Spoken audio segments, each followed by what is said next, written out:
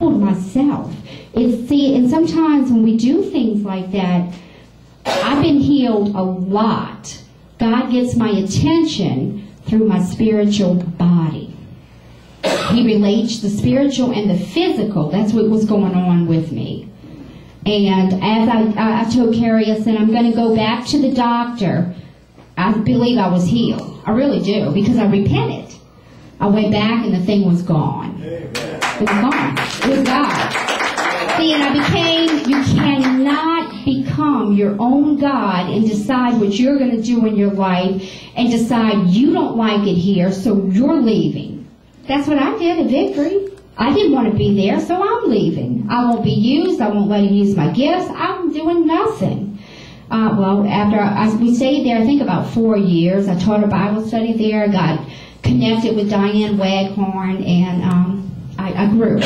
Then we came here. We met Mama Jan, which we always know Mama Jan, you know, and the Lord set us up. And now we're over at Bill Shank's, which I love that much better than Victory. There's nothing wrong with, us being at Victory, but that's where I was at the time. But I didn't like it.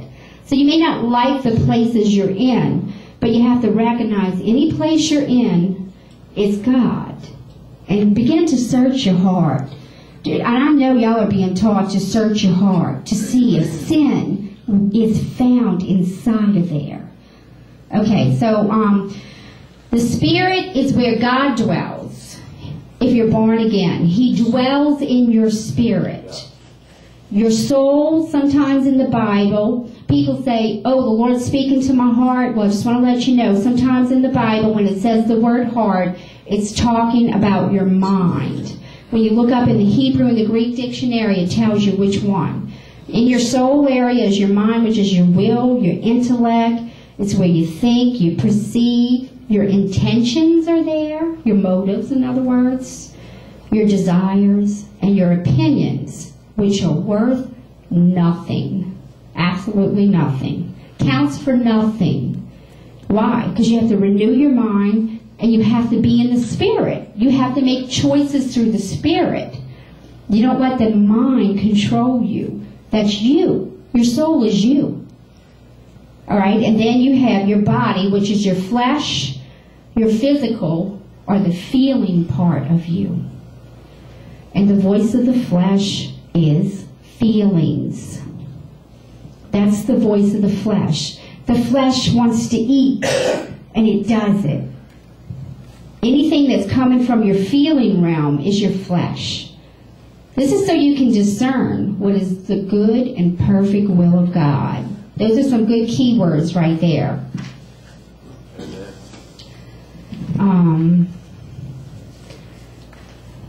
Let's go over a little bit of this. Okay, here's a good one.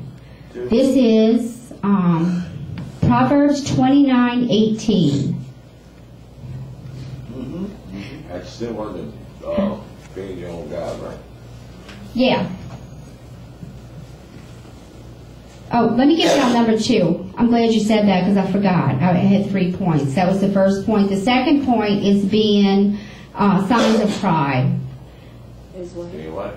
Remember I said there was 3 signs of pride that we were going to talk about, and I gave y'all one, being your own God. And then, I said, Yeah, I'm going to give y'all the other 3. I forgot. I'm sorry. And the other one is being, God,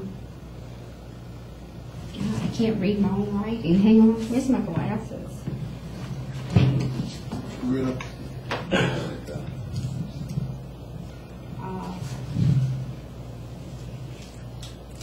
Being unteachable is the next one, which I think y'all hear a lot on that here. Amen. Being unteachable. So I'm going to skip that one. I think Mama drills that one in enough.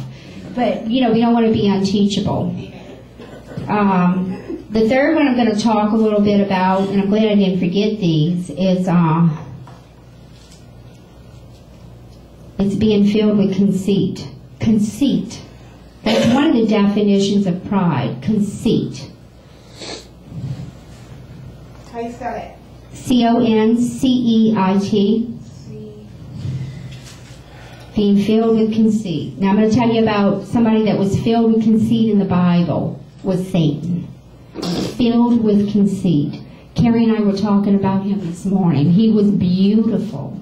He was built with instruments and stones inside of him. God made him beautiful. And he worshiped beautifully. Why do you think he's so much into music and so much after people that lead music? Because that was his gift. And he was the most beautiful thing seen in heaven. That's how God made him. And he became filled with conceit because of it. And he decided he knew better than God. And this is what happens when you start using your gifts. You can become filled with conceit. And you have nothing to do with the gift that's inside of you. You need to remember that. You have nothing to do with that. That's a gift that God gave to you. And you need to make sure that you stay humble with that gift and the way you use that gift. What happens is we start flowing in it. Maybe we have the gift of healing. People are healed. They're slain. All kind of things happen to them. Arms grow out. Whatever. You start to feel like you are something. That would be a temptation of anybody. And not only gifts like that, but any gift. You start feeling like you're something. And you got to remember to keep a humble heart. Have a humble boldness about you that comes from God alone. If it doesn't come from God alone, He's got some humble pie for you. He does.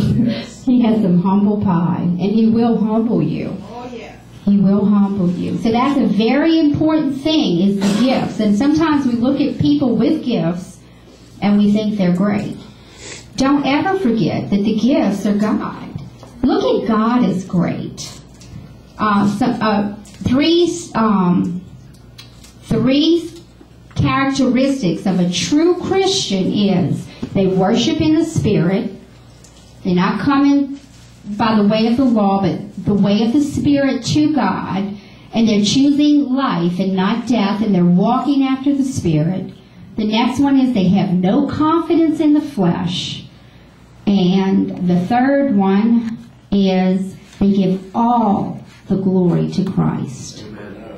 So anybody you see with the gifts, check those three things and see if they're doing those three things, because God shares no glory. And what happens sometimes with people with gifts, they go outside of authority and they begin to use their gifts outside under no authority, and they're open up for deception. Amen. And they can be deceived because they think they're great, you see? That's why you got to stay under protection and under some kind of authority that you're accountable to. That's important. Don't get your eyes on the gifts. All right. Okay, this is an important one here too.